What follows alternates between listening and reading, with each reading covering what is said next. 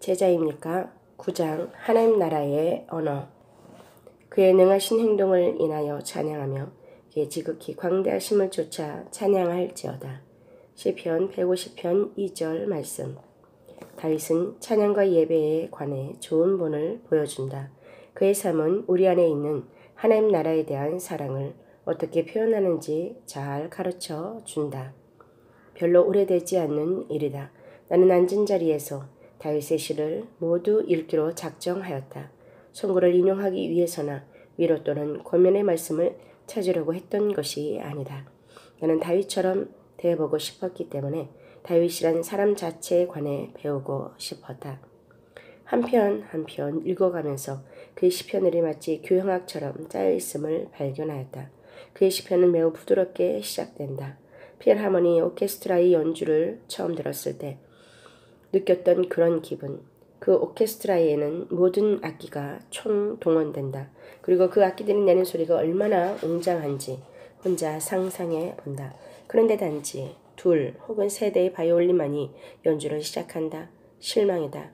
이때 피아노가 연주를 시작한다. 조금 약하게. 그 다음에는 조금 강하게. 그리고 강하게. 이때 모든 악기들이 연주된다.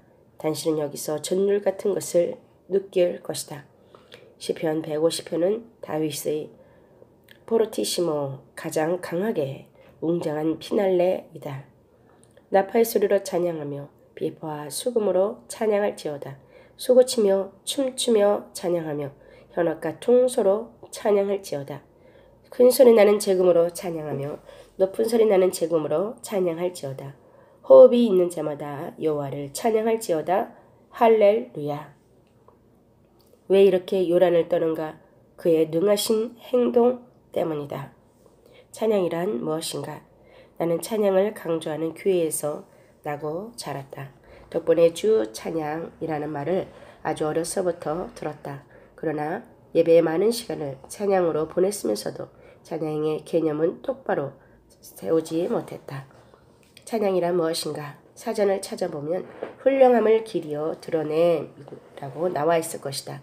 그러나 찬양이라는 단어를 동원한다고 해서 찬양이 되는 것은 아니다.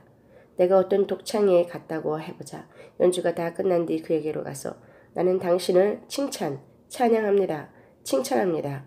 정말 칭찬합니다. 라고 말했다. 치자, 이것이 칭찬인가? 칭찬은 칭찬이라는 말이 아니라 그의 어떠한 점을 직접 거론해 칭찬해야 한다. 즉 이렇게 말해야 한다. 당신은 훌륭한 성악가입니다. 당신 노래 부르기 시작하자 제 마음은 온통 당신의 노래 속으로 빨려 들어갔습니다. 다른 사람들의 얼굴도 쳐다보았는데 그들도 온통 당신의 노래에 취해 있었습니다. 한 부인이 아이 손을 잡고 길을 가는데 내가 달려가서 난데없이 그녀의 손을 덥석 붙잡고 오 부인, 저는 부인을 찬양합니다. 흠모합니다. 진정 흠모합니다. 라고 했다면 그녀가 뭐라고 했겠는가? 아마도 미친 사람이군 이라고 말할 것이다. 그러나 만일 실례합니다. 부인께서 이 아이의 어머니이십니까? 라고 한다면 그 부인은 순순히 예 라고 대답할 것이다. 그 다음에 나는 이렇게 말한다. 정말 귀여운 아이입니다. 아이가 참 잘생겼네요. 이런 아들을 두셔서 정말 좋으시겠습니까? 찬양이라는 말을 한마디도 쓰지 않았지만 나는 분명히 그 부인을 칭찬하였다. 한 미술가에게 다가가서 나는 당신을 존경 찬양합니다. 할렐루야 할렐루야 라고 한다면 그런 단 하나 버리고 말 것이다. 이때는 이렇게 말해야 한다. 여기서 선생님의 그림을 쭉 감상했습니다. 컵을 든 손을 묘사한 기법이 무척 훌륭합니다. 마치 액자 밖으로 손이 나와서 이리 앉아서 이 컵을 받으라고 권하는 것 같았습니다. 왜 주님을 찬양하십니까? 하나님을 찬양할 때 우리는 얼마나 많이 그러나 아무 뜻도 없이 찬양이라는 말을 사용하는가? 우리의 말들은 마치 빈 상자 같다. 우리 교회 교우들에게 이 점을 가르치기 위해 그들에게 질문을 던지기 시작했다. 누군가가 주님을 찬양합니다 라고 외쳤다. 그때 내가 잠깐만 왜 주님을 찬양합니까? 라고 말했다. 그러니까 그는 자기가 왜 주님을 찬양하는지 몰랐다. 또 다른 교우가 할렐루야 라고 했다. 그래서 내가 물었다. 왜 할렐루야 라고 하셨죠? 또 형제가 오순절 파 교인이고 우리 기도문에 할렐루야라는 말이 들어있으니까 할렐루야라고 하신 것입니다. 다윗은 그의 능하신 행동을 인하여 찬양한다고 말했습니다. 그러나 우리는 그런 이유를 가지고 있지 않다. 우리는 예쁜 리본이 달려있고 화려한 포장의 겉면에 주님을 찬양하네 할렐루야 하나님께 영광을 아멘이라고 적힌 큰 카드가 붙은 상자가 수북이 쌓인 작은 손수레를 가지고 교회에 온다.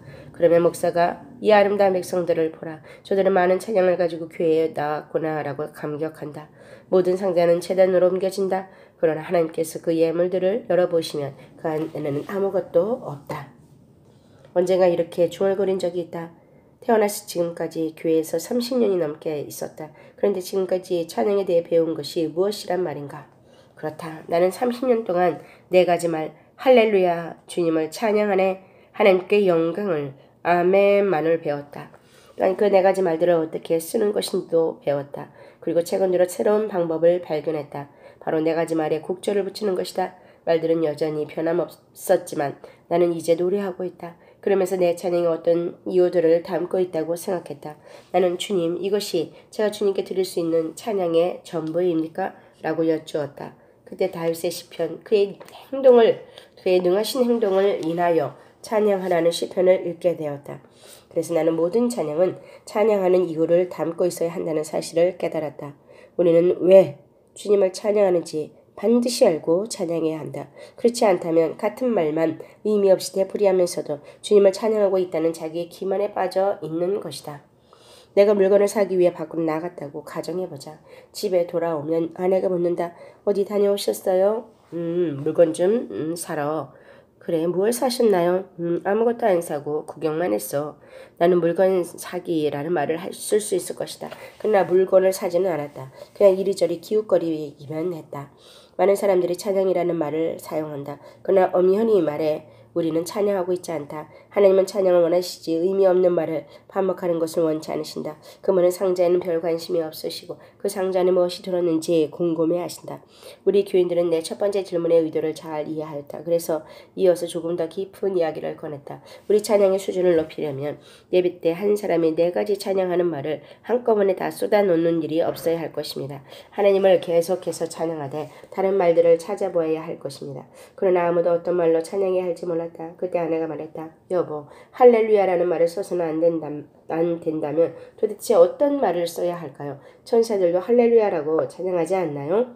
당신 말이 옳아요. 하지만 천사들은 우리 주 하나님 전자께서 다스리시기 때문에 할렐루야라고 찬양하는 게 아니요.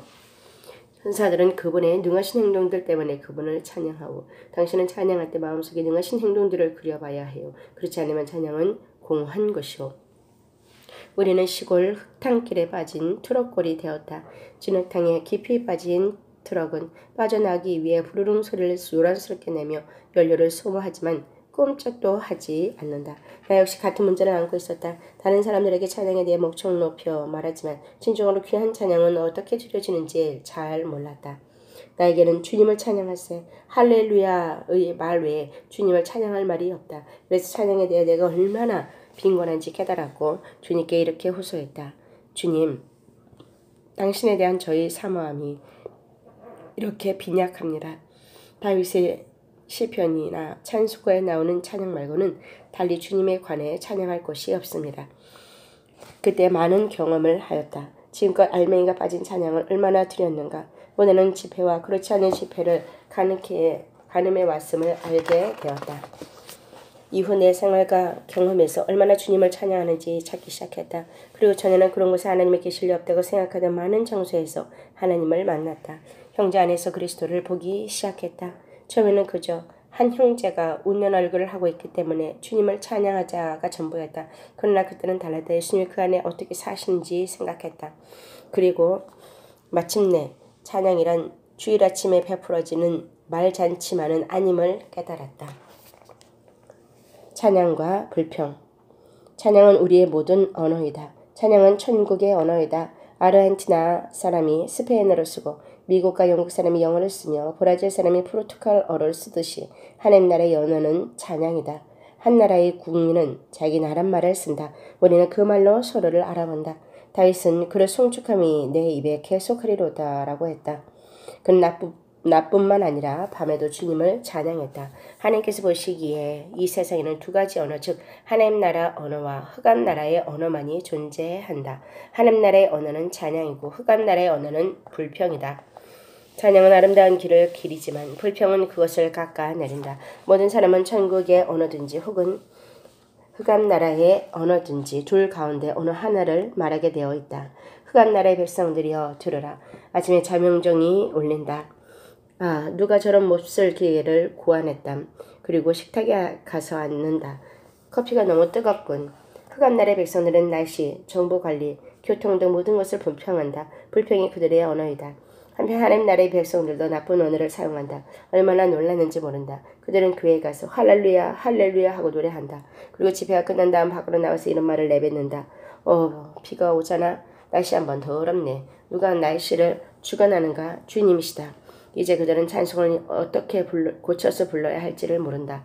이날은 주의 지으신 주의 날일세. 원망하고 불평의 보세. 주님을 찬양하세라고 해놓고 불과 몇 분 뒤에 찬양했던 그 분을 원망할 수 있단 말인가. 찬양은 절대 지적인 활동이 아니다. 아마도 우리 스스로 무엇을 하고 있는지 모르는 듯 싶다. 가끔 미국인들이 내게 와서 이렇게 말을 건다. 코메스타 우스테 안녕하세요. 그러면 나는 이렇게 대답한다. Muchas gracias muy bien amoste. 네, 잘 지냅니다. 당신은요? 이때 그들은 웃으면서 말한다. 더 이상 못합니다. 전 스페인 말을 많이 알지 못해요. 스페인어는 그들의 언어가 아니다. 단지 한 교회에서 몇 마디 배웠을 뿐이기 때문에 곧 미천을 드러내고 마는 곳이다. 그리스도인 가운데서도 이런 사람들이 있다. 그들의 언어는 징조, 찬양의 언어가 아니다. 그들은 교회라는 학교에서 할렐루야 주님을 찬양하세 같은 몇 마디 말을 배울 수 있다. 그러나 그 몇 마디 하는 시간 외에 불평하는 말로 하루를 지낸다. 비가 오지 않더라도 날씨가 덥거나 추워도 원망한다.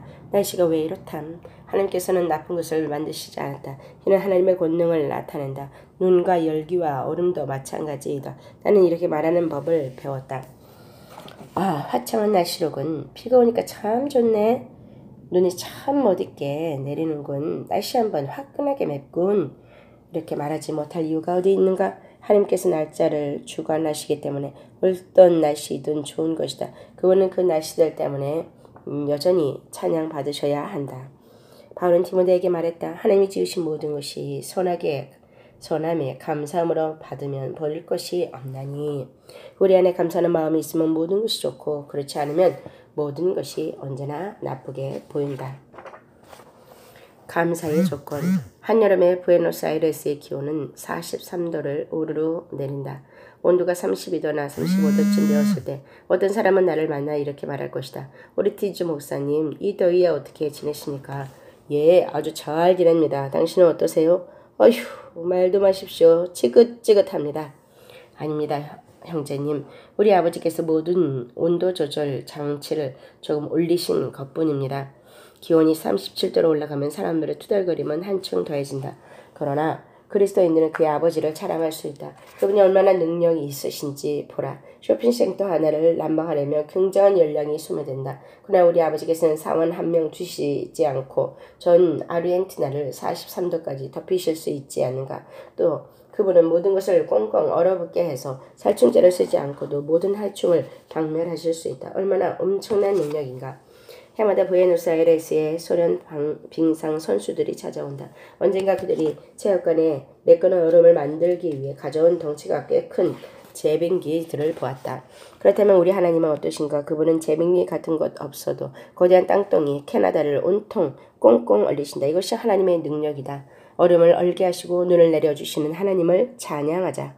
바울은 또 이런 말을 했다. 그러므로 모든 사람을 위하여 간구와 기도와 도구로 감사를 하되 언젠가 참석한 한 집회에서 주 찬양하세 할렐루야 하나님께 영광을 아멘이라는 말을 쓰지 않고 주님을 찬양하고 있었다. 그때 성령께서 역사하시는 것을 느끼고 이렇게 찬양했다. 주님, 몇몇 사람들을 인하여 주님께 감사드리고자 합니다. 우선 전하입니다. 저에게 이 문명의 이 길을 허락하시니 감사합니다. 그러나 저희가 이런 편리함을 누리기까지 얼마나 많은 일을 없는 기술자들의 수고가 있었습니까? 주님, 전화국 사람들을 위하여 감사합니다. 이야기 또한 모든 성도들이 뒤따라 말했다. 전화국 사람들을 인하여 감사합니다. 나는 계속해서 감사했다. 수도꼭지만 들면 더운 물, 찬물이 콸콸 쏟아지니 주님 감사합니다. 우리에게 이런 편리함을 허락하셨습니다. 그러나 우리에게 이렇게 물을 공급해 주시기 위해 얼마나 많은 사람들이 순교합니까? 주님, 순도국 사람들을 인해서 감사합니다. 다시 성도들이 화답했다. 주님 정말 감사합니다. 계속해서 교사, 버스 운전사, 의사, 간호사, 경찰, 심지어 시장을 인하여 주님께 감사드린다. 전에는 한 번도 이렇게 하지 않았다. 다만 할렐루야 하나님께 영광을 이라고 외쳐대기만 바빴다. 이후 우리는 찬양의 새로운 차원으로 들어갈 수 있었다. 하나님께서는 불평을 들으시기에 진력이 나셨을 것이다. 우리가 하나님 시장이 좋은 일을 했는지 참 감사합니다 라고 할 때 하나님께서는 너희가 내가 겨우 한 번 좋은 일을 하게 했다고 생각하느냐라고 말씀하실 것이다. 하루에라도 전화가 이상하면 무섭게 불평하면서 지금껏 전화가 아무 이상 없었다는 것은 까맣게 잊는다. 오늘날 목사가 형편없는 설교를 하면서 곧 그를 헐뜯고 지금껏 얼마나 귀한 말씀을 전해주었는지는 싹 잊어버린다. 장례식에도 그렇다. 왜 우리는 그가 살았던 날들을 기억하지 못하고 그렇게 슬퍼하는가. 70세를 일기로 소천하신 할머니 장례식에 주례 목사로 간 적이 있었다. 얼마나 어려운 말들을 꺼내고 싶지 않았다. 이 할머니가 우리와 함께 지낸 70년을 인하여 주님을 찬양하십시다. 하나님께서 얼마나 선하십니까? 그분은 그렇게 오래 세월 동안 이 할머니를 우리 곁에 머물게 하셨습니다. 자, 이 사실을 기억하고 그분께 감사합시다. 갑자기 분위기가 싹 바뀌었다. 할머니 남편도 주님 제 아내를 그렇게 오랫동안 재워주셔서 감사합니다라고 말했다. 그리고 우리에게 다 같이 다음 노래를 부르시기로 제안했다. 당신께 드릴 말씀이 있습니다. 나의 구세주시여 나 당신을 사랑하되 내 마음 모두 바쳐 사랑합니다. 나는 기쁩니다. 나는 기쁨이 넘쳐 노래합니다. 장성곡으로 전혀 어울리지 않는 노래지만 그는 모든 사람들이 이 노래를 합창하기를 원했다. 곧 서로 손을 잡고 춤추기 시작하는데 할아버지도 함께 해주셨다. 그는 주님께서 자신의 아내를 70년 동안이나 살게 하셨다는 사실에 매우 기뻐서 장례식이 기쁨의 천 잔치가 되기를 원했던 것이다. 왜 이렇게 되지 못하는가? 지금 당신은 나쁜 언어를 사용하고 있지 않은가? 천국의 언어를 사용하고 있다면 1년 4계절 언제나 우리가 무엇을 찬양하는지 확실히 알고 주님을 찬양해야 한다. 아멘.